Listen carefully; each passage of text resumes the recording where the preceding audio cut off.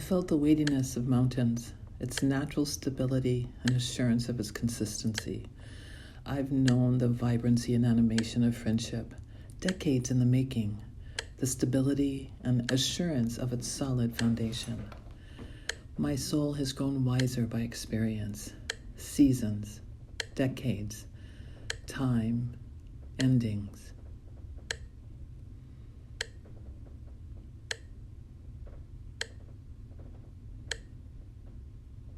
I've learned from science, the study of anatomy and physiology, the interdependent relationship between structure and function, cadavers, the remains when the vessel that carries a soul through a lifetime is absent of its function.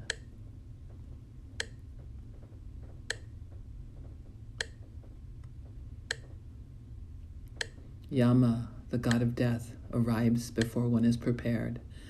Death predestined and unavoidable. Death enters the room, the body, snares the soul from its home in the heart.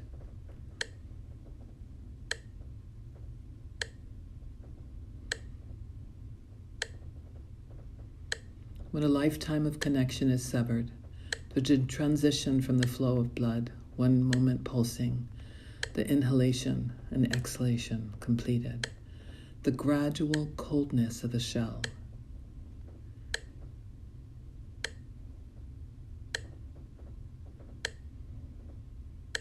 The absence of the mountain, the loss of stability and assurance, the absence of consistency, the loss of relationship, the gaping emptiness. I know grief.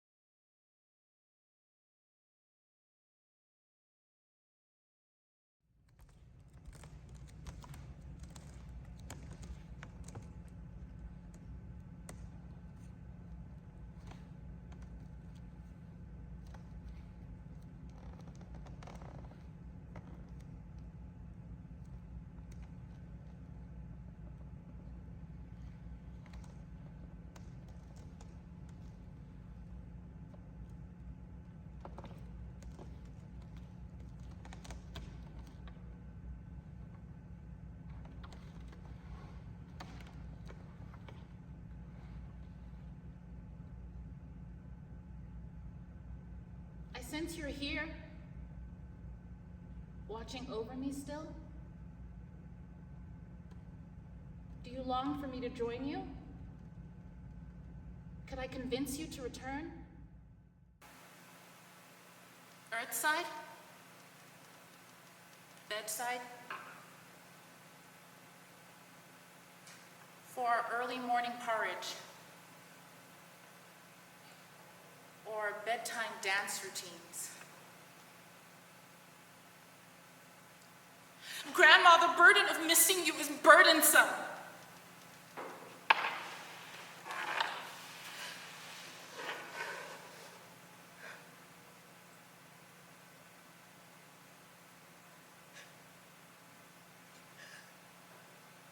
And I lay here and cry.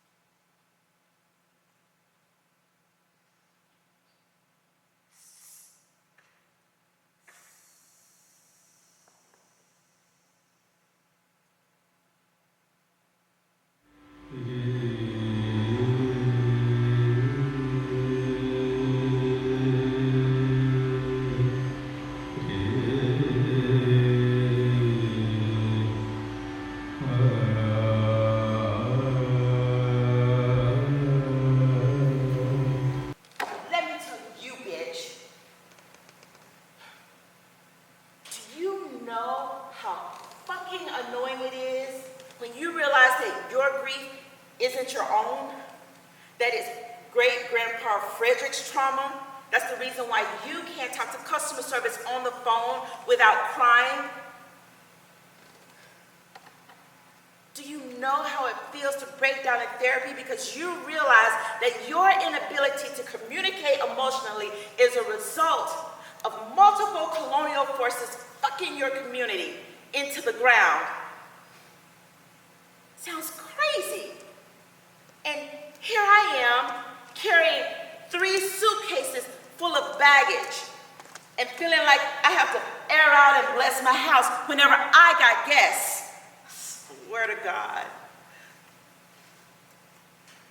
My therapist, Phyllis, is talking to me about internal family systems. And here's the deal. My body isn't a temple. No, it is a run-through Airbnb full of enemies doing the work of a whole village. I got some adult, responsible enemies that's doing the Lord's work. Then I got these voices in my head that aren't even my own. One day, my sister, she said to me that she was worried about moving away because she thought I might kill myself. I don't even talk to her. And I got this stupid little bobblehead version of her in my brain, yakking away like a fucking parrot. You're gonna kill yourself. You're gonna kill yourself. Squawk, squawk.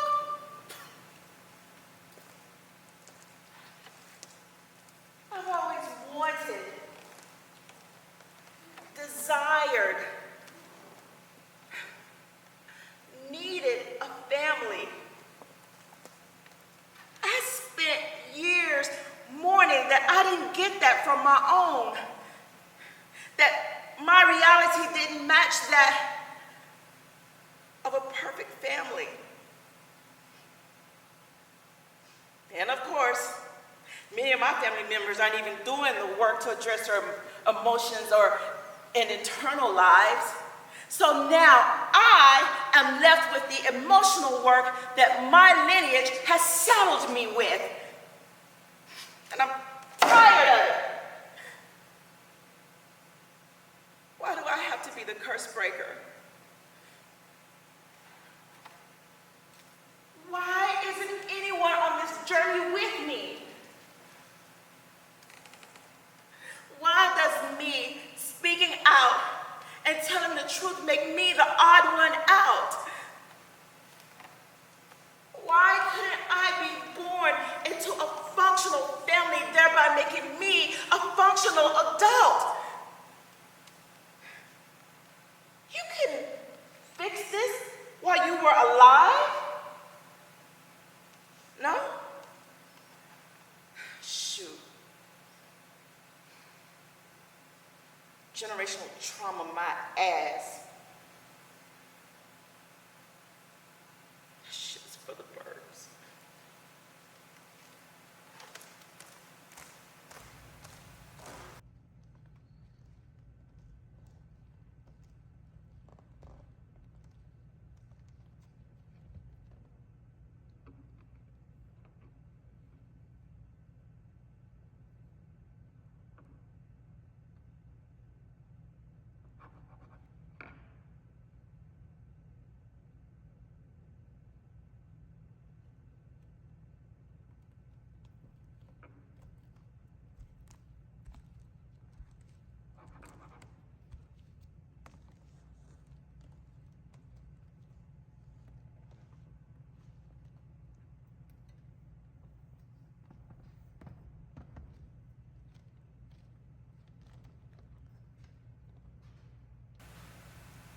Dear Grief, thank you for visiting me with the reminder that I am fragile,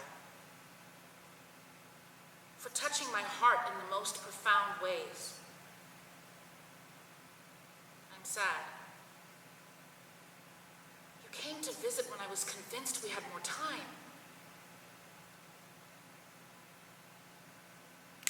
I promised I'd only stopped watching the clock for a few minutes before your arrival. Hence my shock and pain at your arrival. A rapid washing over of all the joyful times, leaving heartbreak to eat at every memory. I was not prepared to say goodbye. I was not prepared to say goodbye. And I will not be prepared to welcome you again. And I will not be prepared to welcome you again.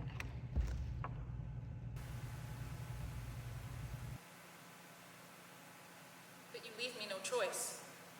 You leave me no choice. So I am determined to make nice with you. To walk with you. allowing your grip on my being to warm my heart. Although you have stolen from me, you've also granted me the will to live a meaningful life.